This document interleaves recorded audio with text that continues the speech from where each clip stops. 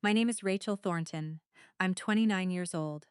3 weeks ago, my father sat me down at his kitchen table and pushed a laptop toward me.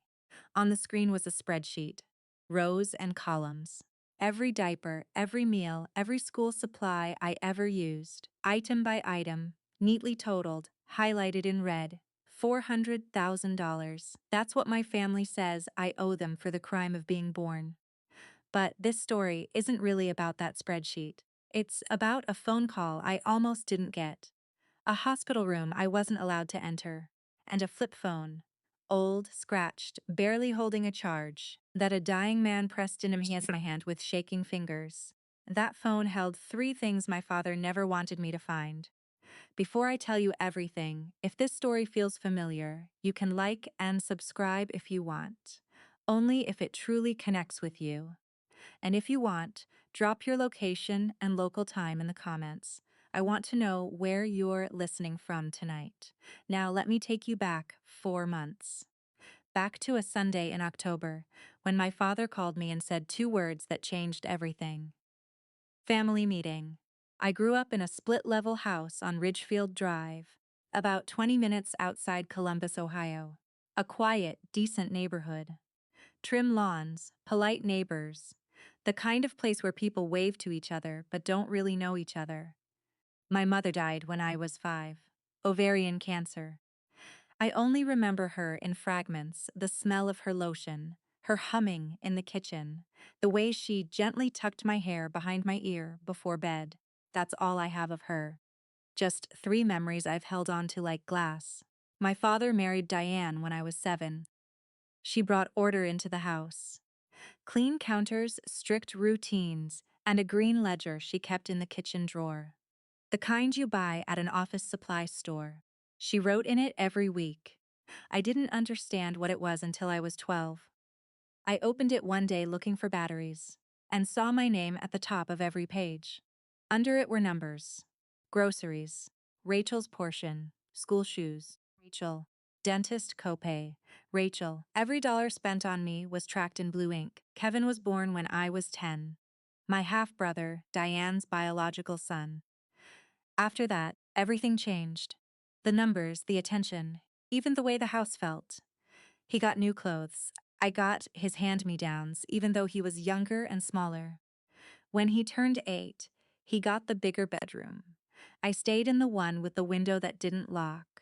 The only place I ever felt safe was my grandfather's farm. Every summer, Howard Thornton would pick me up in his old truck and drive me 40 minutes out to Licking County.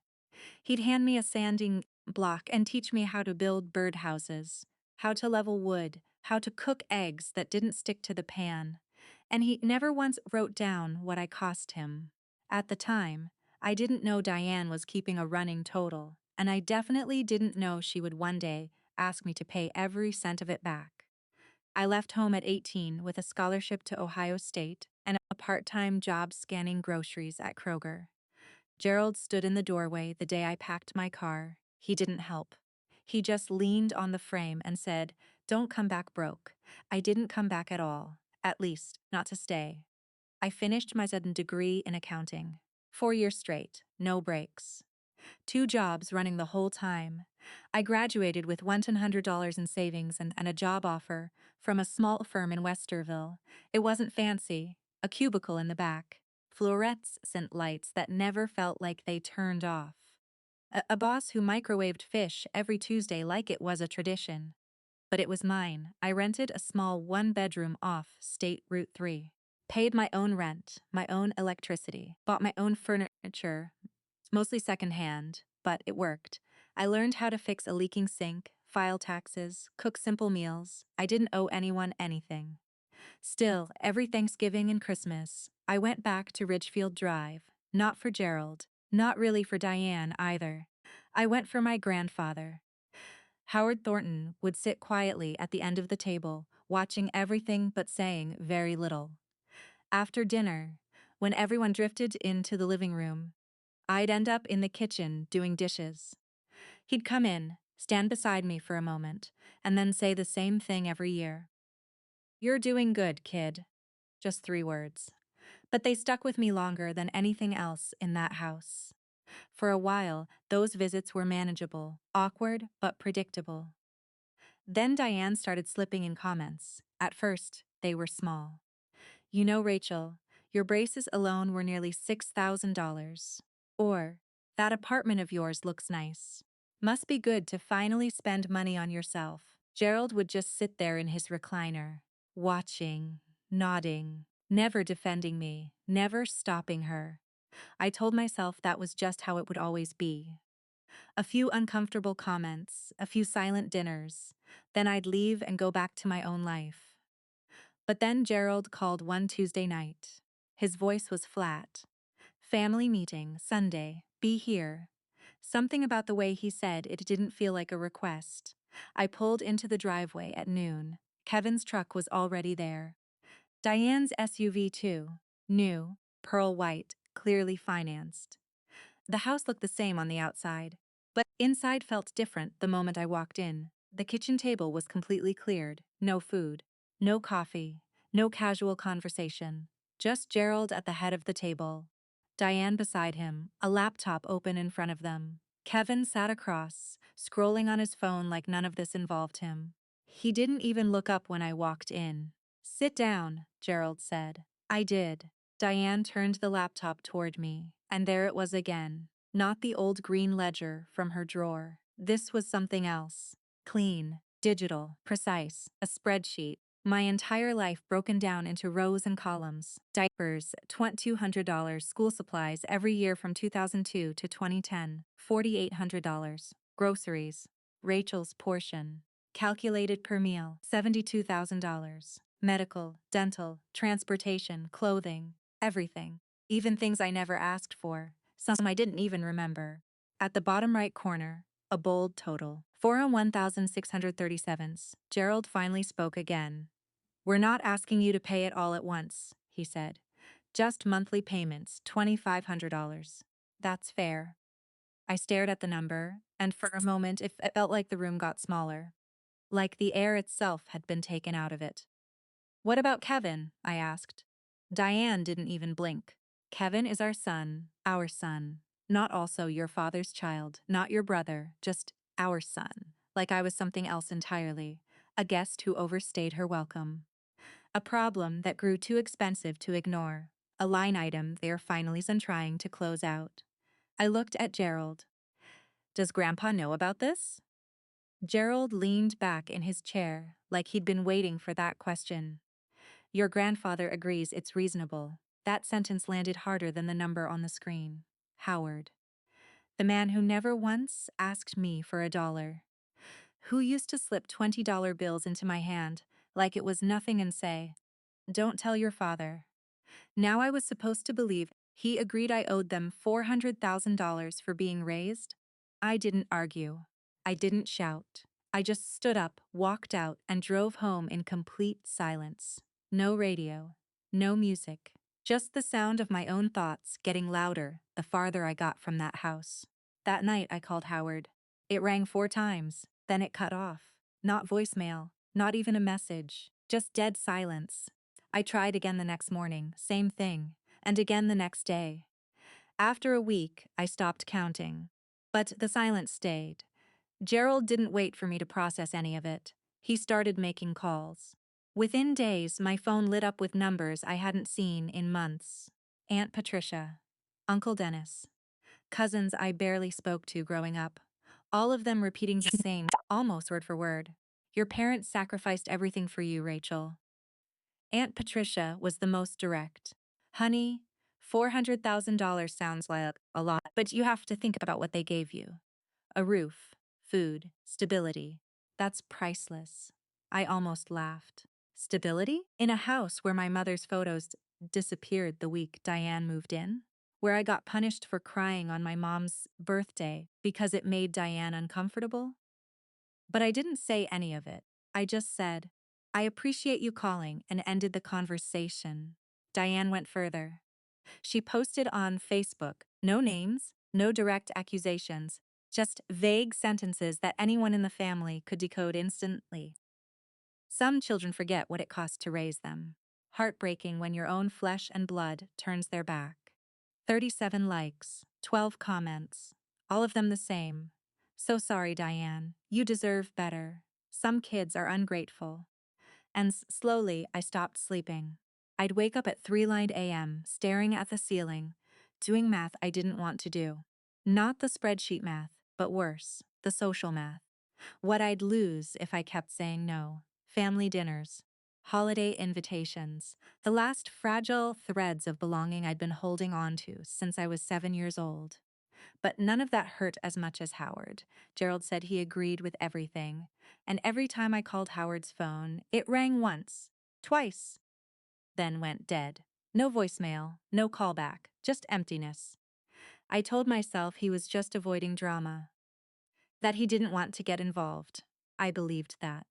Because the alternative meant something I wasn't ready to face. On a Saturday morning, I drove to the farm, 40 minutes down, Route 16. Windows down, gravel crunching under my tires as I turned onto County Road 12. The house came into view, white clapboard, green shutters, the same porch where Howard and I used to sit after dinner. But something was wrong immediately. The curtains were drawn. The front door was locked. So was the back. I knocked anyway.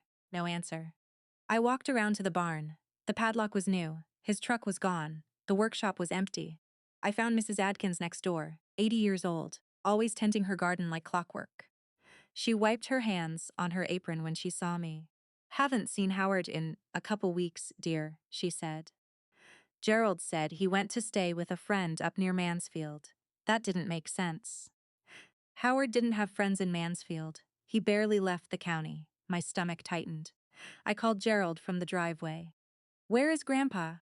"I told you," he said. "He's resting. Staying with a buddy." "Why do you keep pushing this?" "Because he's 81 and I can't reach him." A pause. Then his voice sharpened. "If you'd just agree to the payments, none of this would be happening." Click. He hung up. Then Diane's voice came through, calm, controlled, almost bored. "As long as he stays confused, it's fine. Rachel's not gonna fight it. She never really does when it comes to family." A pause. A faint sound in the background, dishes clinking, like she was recording this while living a normal day. Then Gerald again. "The hospital transfer is the important part. If Rachel shows up, she'll try to change things. So she's not listed." Simple. A chair creaked. Diane added, "And if she asks about the money, we just say it was caregiving expenses. No one questions it when he's this sick." The recording ended with a soft click.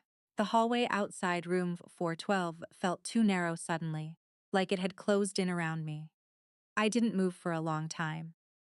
I just stood there, staring at that cracked flip phone in my hand, listening to the silence after the recording like it was louder than the voices themselves. Everything I had been told for months, everything about depth, about agreement, about disappointment, caps into something simpler. It wasn't a family meeting, it was a setup. A story they had been repeating long enough that other people started believing it too. Behind me, I heard footsteps. Maggie. She didn't touch me. She just stopped beside me and said quietly, "He wanted you to have that before he lost clarity again." I looked at her. "My father told the hospital I didn't want to come." "I know," she said. No surprise in her voice. Just exhaustion, like she'd seen this kind of thing before. "We've already flagged it internally. But your grandfather's condition, we didn't have time to untangle it properly before tonight." I swallowed. "He said there's a lawyer in here?" She nodded once. "Paul Whitfield. He's been trying to get access to speak with him directly. Family blocked it. That name stuck." Paul Whitfield. I looked down at the phone again. One contact, one voicemail. My thumb hovered over it. For a second, I didn't want to know what came next. Not because I was afraid of the truth, but because I already felt what it would do to everything left standing. Then I pressed play. "What about Rachel's payments? If she starts sending the $2,500, we can cover the rest of the mortgage." Gerald's voice again. Calm, practical, like he was discussing a utility bill instead of a life. "She'll pay," he continued. She's soft about the old man. Just tell her he's disappointed in her. That'll do it. She always folds. I pulled the phone slightly away from my ear. My hand was shaking so badly I almost dropped it. Then I opened the voicemail. Howard's voice came through. Not weak, not confused like earlier, clearer. He had recorded this before things got worse. Rachel, this is your grandpa. If you're hearing this, I'm probably gone or close to it. I stopped breathing. I changed my trust 2 years ago. I hired a lawyer named Paul Whitfield. His numbers is in this phone. Everything goes to you, the farm, the accounts, all of it. Paul has the papers. Don't let your father tell you otherwise. A pause. Just his breathing. Then the part that broke everything open. I love you, sweetheart. I'm sorry my son turned out this way. You don't owe them a thing. Not a single dime. You hear me? Not one. The voicemail ended. The silence after it felt heavy, like the air had changed shape. My legs gave out before I even realized it. I slid down the wall and sat on the cold hospital floor, holding the phone against my chest, like it was the only solid thing left in the world. Maggie found me about 10 minutes later. She didn't ask what happened, she just sat beside me. No pressure, no questions, just stayed there until my breathing slowed. That morning, I called Paul Whitfield. 8:01 a.m. He answered on the second ring. His voice was older, steady, controlled. The kind of voice that doesn't rush because it doesn't need to. Mrs. Thornton, he said, I've been expecting your call. I only hoped it wouldn't be this soon. So I told him everything, the spreadsheet, the $400,000, the hospital, the visitor list, the voicemail. He didn't interrupt once. When I finished, there was a short silence on the line. Then he spoke. Your grandfather came to me 2 years ago, he said. Shortly after his diagnosis, he suspected financial abuse. We investigated. He paused slightly, like choosing the least explosive way to say it. Your father continued using a power of attorney that had already expired. My stomach tightened. The bank didn't flag it, I said. No, Paul replied. And your father knew it was expired. He used it anyway. Another pause. Then he continued. Your grandfather created a revocable living trust. Properly witnessed, notarized, medical capacity confirmed at the time of signing. My grip on the phone tightened. You are the sole beneficiary. I didn't respond. He kept going, matter of fact. The farm. 45 acres on County Road 12, his savings and brokerage accounts. Approximately $340,000. His truck. Personal property. Everything. Everything. Then he added something softer. Your grandfather said something I wrote down exactly. He said, my son chose money over his daughter. I choose my granddaughter over my son. That stayed in the air longer than anything else. I finally managed to speak. Does Gerald know? No, Paul said. He believes the old will is still valid, the one that favors him. He has no idea the trust exists. I swallowed. What do I do? Nothing yet, he said. When the time comes, I'll handle it. You just take care of yourself. Then the line went quiet. Howard died that Thursday morning. Maggie called me at 6:42 a.m. She said it was peaceful. He had passed in his sleep. She also said one more thing, quietly. He said your name before he went. I don't remember hanging up. Gerald called 6 hours later. No emotion, no hesitation. Funeral's Saturday, he said. Don't make a scene. I'll be there, I said. Saturday came cold and gray. Ohio in October always felt like the world had turned down its color. The church was small, its Ridgedale community. The same one Howard had attended for 40 years. Maybe 60 people total. Gerald stood near the casket, wearing a dark suit that fit perfectly. Shaking hands, nodding, accepting sympathy like it belonged to him, performing grief like it was a role he'd rehearsed. Diane stood beside him, dabbing her eyes with a folded tissue that never actually got wet.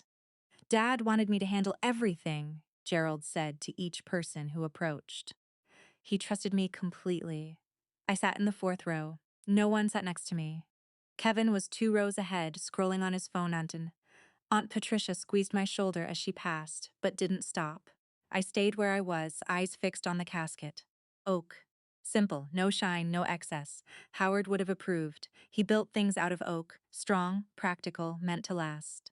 Near the end of the service, I looked toward the back of the church. Last pew, left side. A man in a gray suit sat alone, a leather briefcase resting beside him. Early 60s. Wire-rim glasses. Calm posture.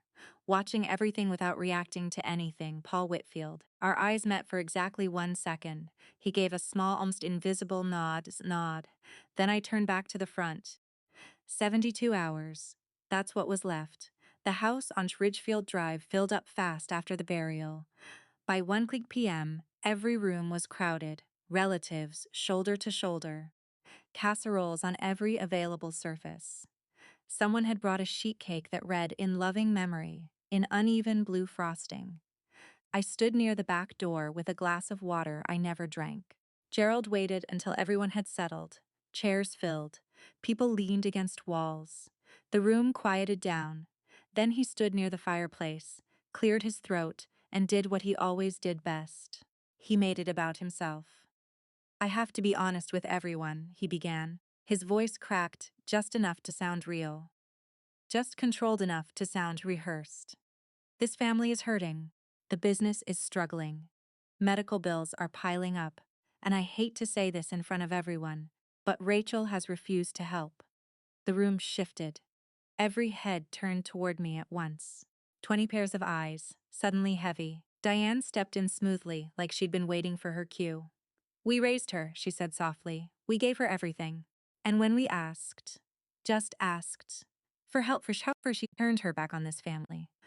A murmur moved through the room. Someone whispered behind their hand. Someone else shook their head. Aunt Patricia looked down at the floor. Uncle Dennis shifted uncomfortably in his chair. Gerald kept going. "Dad would have wanted us to stick together," he said. "He would have wanted Rachel to do the right thing." A pause. Then, "Is that true, Rachel?" Aunt Patricia asked quietly. Careful, like she didn't want to break something fragile. "They gave you everything?" I set the glass down on the counter. "I'm here to grieve my grandfather," I said, steadying my voice, "not to negotiate." Gerald gave a small, almost theatrical sigh and opened his hands. "See," he said. "She won't even have the conversation." Uncle Dennis cleared his throat. "Gerald, maybe this isn't the time." "No," Gerald cut in immediately. "This is exactly the time. Dad would want this settled." He said it with complete certainty, like he had ever actually listened to what Howard wanted. Diane stepped closer again. Her expression changed, softened, sharpened, performed. That familiar look. The one she used when she wanted the room to feel sorry for her instead of asking questions. "Rachel, honey," she said. Her voice turned warm, almost tender. "I raised you like my own. I woke up at 5 every morning. I packed your lunches. I drove you to school. I sat in that emergency room when you broke your wrist in 6th grade." She paused. "Let the silence stretch. And this is how you repay me." The room held its breath. I could feel it. The weight of everyone in that house, watching, waiting, deciding. No one spoke. Not yet. Diane wasn't finished. Diane tilted her head and lowered her voice just enough that everyone had to lean in. "Your mother?" she said softly. "God rest her soul. She would be ashamed of you." The room changed instantly. Not quiet, still, like even the air had stopped moving. I felt the words hit somewhere deep, not loud, not dramatic, just precise, deliberate. My mother, dead since I was 5. Used as a weapon in a room full of people who were supposed to be grieving my grandfather. I stood up slowly. My hands were steady now, strangely steady. I looked straight at Diane. "My mother died when I was 5, I said. You don't get to use her name, not today, not ever." Gerald stepped forward immediately. "Sit down, Rachel." "No." I picked up my jacket from the chair. The sound of the fabric moving felt louder than everything else in the room. I walked toward the door. No one stopped me. They just moved aside, like the space was clearing itself without permission. At the threshold, I turned back, not to Gerald, not to Diane, to everyone. "You'll hear from Grandpa's attorney on Tuesday," I said. "All of you." Then I stepped outside. The cold air hit my face like a reset. Sharp, clean, real. I walked to my car, started it, and left.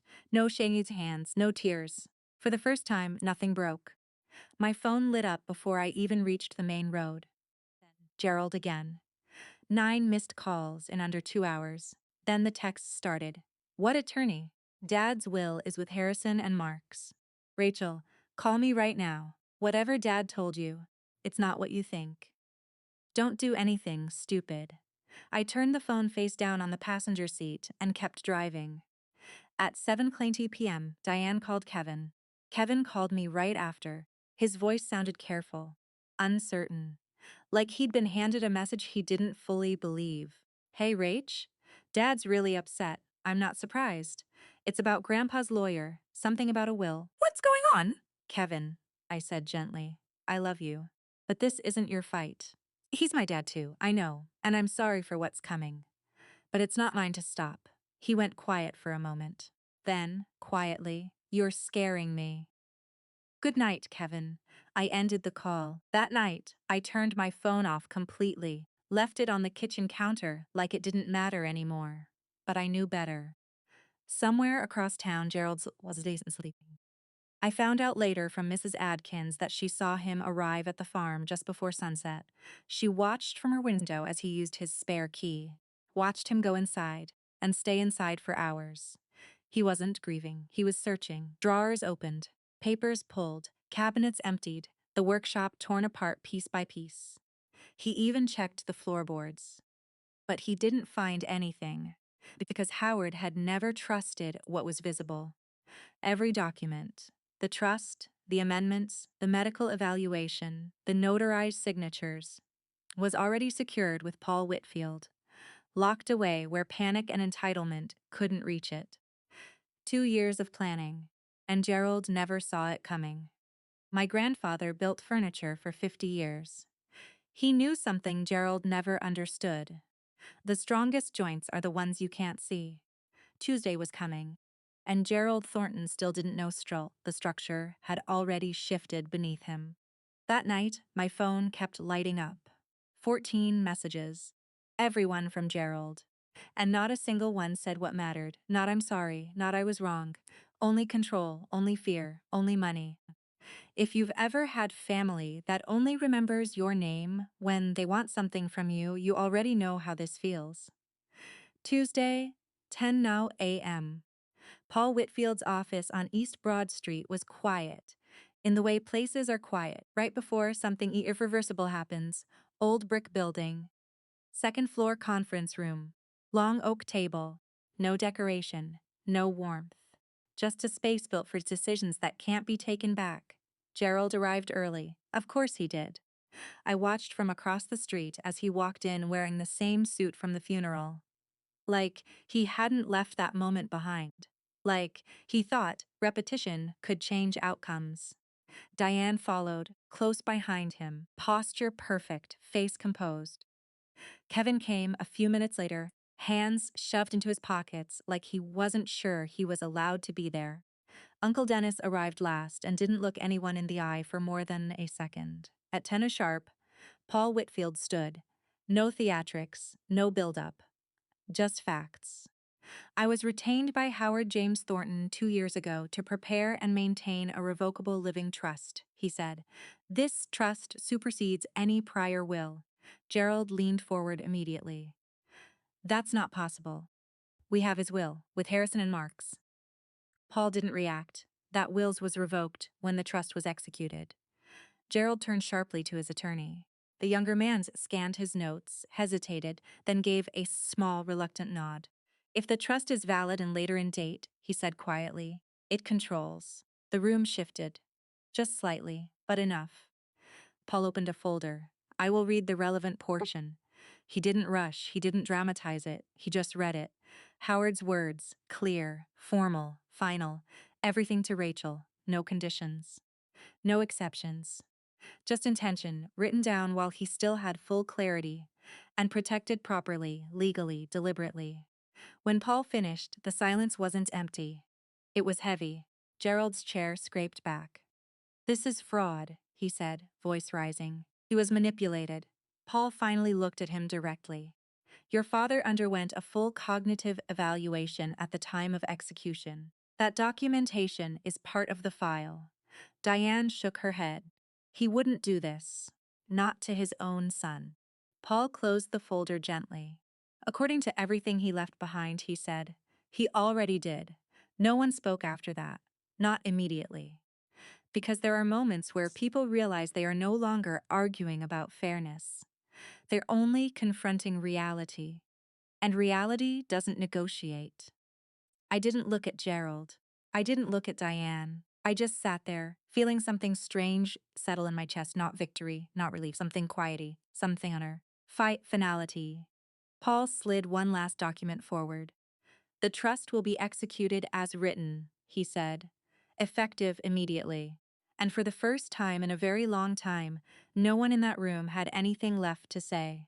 Gerald slammed his palm on the table. I'll contest this. I'll take it to probate. Every cent. That is your right, Paul Whitfield said evenly. He paused, then opened a third folder, thicker than the rest. However, Paul continued, I am also obligated to inform you that during the review of Mr.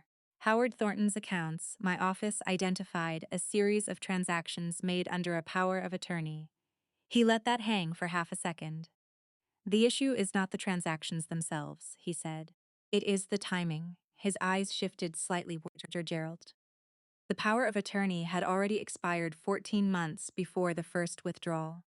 The room changed, not loudly, just subtly, like everyone had suddenly realized the floor beneath them wasn't as solid as they thought. Paul didn't raise his voice. He didn't need to. Shall I continue? Gerald's attorney immediately touched Gerald's arm. Gerald pulled away. Continue, someone said. It was Uncle Dennis. Quiet. Firm. Paul nodded once and pressed a key on his laptop. A small speaker on the table crackled to life. And then Gerald's voice filled the room. Casual. Confident. Unaware it would ever be heard outside the walls it was spoken in. Dad doesn't know I used the power of attorney. It expired last year, but the bank never checked. I moved $60,000 already. Silence sharpened instantly, then Diane's voice followed. What about Rachel's payments? If she starts sending the $2,500, we can cover the mortgage. Gerald again. She'll pay. She's soft about the old man. Just tells her he's disappointed in her. She always folds. Click.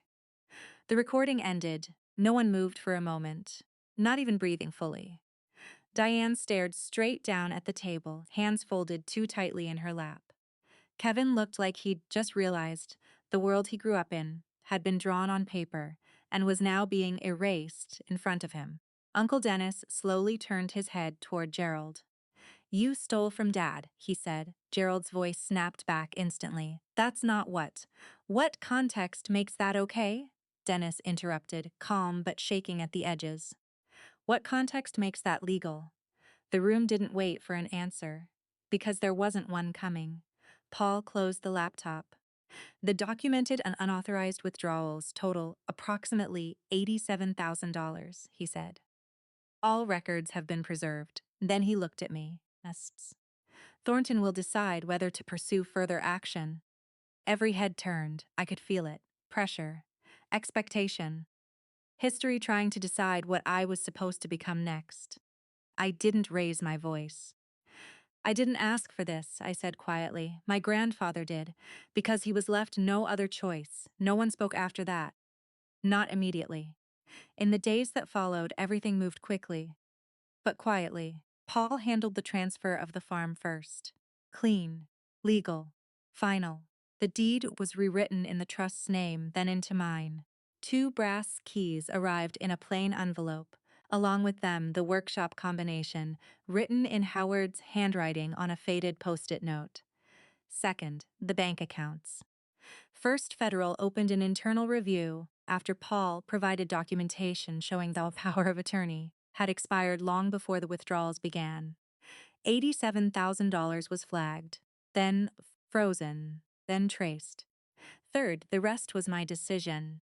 Paul prepared everything for legal escalation. Every document, every record, every time-stamped proof. He placed it in a sealed file. And then he said something very simple. This will stay here unless they force it elsewhere. Gerald's attorney agreed to withdraw the contest that same afternoon. No trial, no probate battle, just silence, and then the calls started, 28 a day. Gerald, Diane. Sometimes Kevin, meaning Diane, had gotten to his phone again. I didn't answer, not out of anger, out of clarity. Because I learned something in those first 3 calls I did pick up. None of them began with what mattered. Not "I'm sorry," not "we were wrong." Only urgency, only money, only damage control. And after a while, I stopped waiting for anything else. I didn't slam any doors. I just stopped opening them. That was the part nobody in my family understood. I didn't need a dramatic ending. I didn't need shouting or final words. I just needed distance. The math caught up with Gerald quickly. The auto parts store had been bleeding money for years. I didn't know that at first, but Uncle Dennis did. He told me later, like someone finally admitting out loud what they'd been avoiding for a long time. Once Howard's accounts were frozen and the $87,000 flagged for repayment, Gerald didn't have a cushion anymore. He tried to refinance the house on Ridgefield Drive. It didn't work. The mortgage was already stretched too thin. There was nothing left to pull from. Diane's hers world started collapsing in quieter ways. The pearl white SUV went up for repossession. Credit card calls started coming in the middle of the day. A personal loan she never mentioned to anyone surfaced when the lender stopped waiting and started demanding. The house didn't fall apart loudly, it just slowly stopped holding together. Small towns don't explode, they adjust. Slowly at first, then all at once. Customers stopped going to Gerald's store and started going elsewhere without saying anything about it. The pastor at Ridgedale Community Church had a private conversation with him after Sunday service. I never learned exactly what was said. But Gerald stopped attending. Diane deleted her Facebook post. Then she deleted her entire account a week later. No announcement, just disappearance. Uncle Dennis called me one evening in early spring. His voice sounded tired in a way I hadn't heard before. "I should have paid attention," he said. "I should have asked questions when your grandfather got sick. I'm sorry." "You didn't know," I told him. "I should have." Kevin called after that. It was the first real conversation we'd had in a long time. "I didn't know anything about it," he said. "I swear, Rachel. I didn't know. I believe you," I said. A pause. Then I added, "But sorry only matters if it comes with change, Kevin. Not just words." He went quiet. Then, "I'm moving out, start of the year." The calls from Gerald slowed in November. 28 a day became 15, then 3, then 1, then nothing. They didn't stop because they understood. They stopped because they ran out of things to ask for. That's the thing about truth in a small town. You don't need to announce it. You don't need to defend it. It spreads on its own. By February, everyone around Gerald knew some version of what happened. Not the exact legal details. Paul kept those sealed, but enough. Enough to change how people looked at him. Enough to make conversations quieter when he walked into a room. Enough for him to feel it without anyone saying it directly. In March, I got a letter, handwritten, 4 pages, from Gerald. I read it on the farmhouse porch with a mug of coffee going cold in my hands. It wasn't an apology. It was an explanation. I was under pressure, he wrote. The business was failing. I had debts I couldn't manage. I was trying to keep everything together for this family. He used the word family 11 times. He used the word sorry 0. I folded the letter, stood up, and put it in the kitchen drawer. I didn't reply. That same week, I drove to the farm for the first time. Not as someone being brought there, but as someone who finally belonged to it. Not as a visitor, not as a guest. Mine. The workshop was exactly how Howard left it. Sawdust still settled deep into the grooves of the wooden floor. His tools hung on the pegboard in careful order, each one outlined with marker, so you always knew where it belonged. Nothing was random, nothing was wasted. The air still carried that same smell, oak, oil, and thyme. On his workbench, under a worn piece of canvas, I found an envelope. My name was on the front. Howard's handwriting, block letters, slow, deliberate, unmistakable. Inside was one sheet of paper. Take care of this place, Rachel. It was always yours. Grandpa, I stood there for a long time holding it.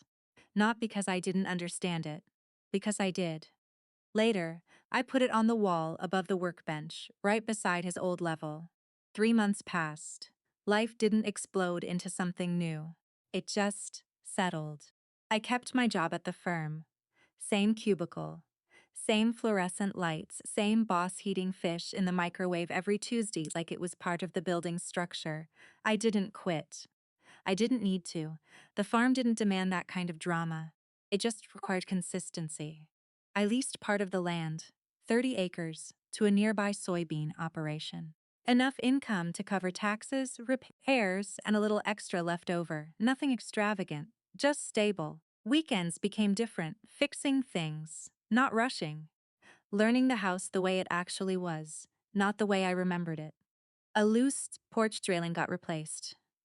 A leaking kitchen faucet stopped dripping. A small garden grew along the south side of the house. Tomatoes, peppers, squash. Simple things, real things. Howard would have called it good work. Through Paul, I sent one final letter to Gerald and Diane. Not emotional, not dramatic, just boundaries. All communication is to go through legal counsel. No calls, no visits, no exceptions. And for the first time, it held. They tested it once. Diane showed up at the farm on a Saturday in April. I saw the SUV from the kitchen window. She stayed in the driveway for 20 minutes. I didn't go outside. Eventually, she turned the car around and left. She never came back. Kevin came in May. We sat on the porch with iced tea and didn't pretend anymore. I should have said something, he told me, at the funeral, at home, all of it. I nodded. I know you should have. A pause. Then I said it the same way I always said it now.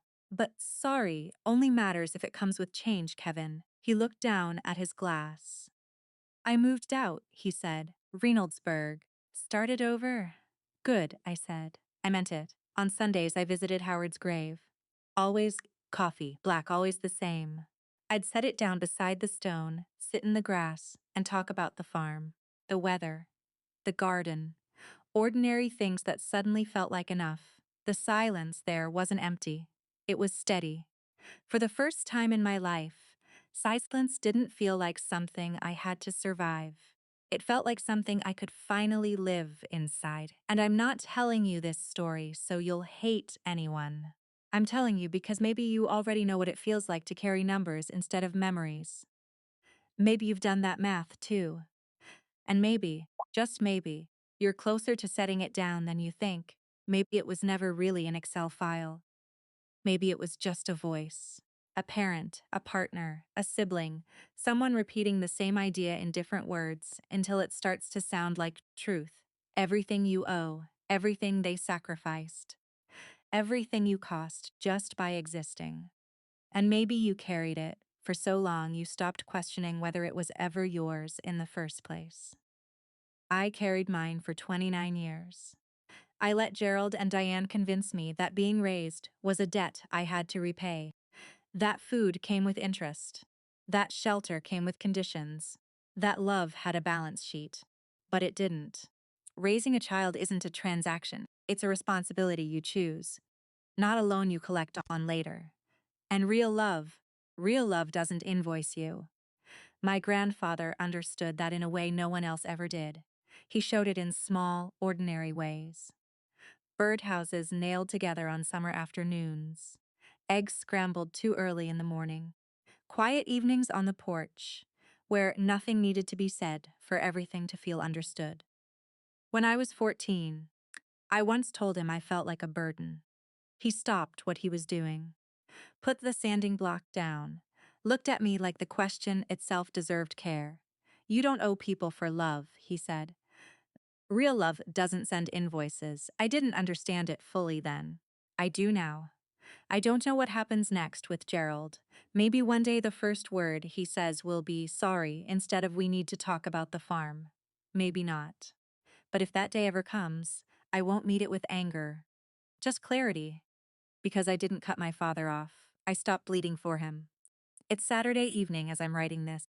The sun is dropping behind the tree line, turning the fields into gold and shadow.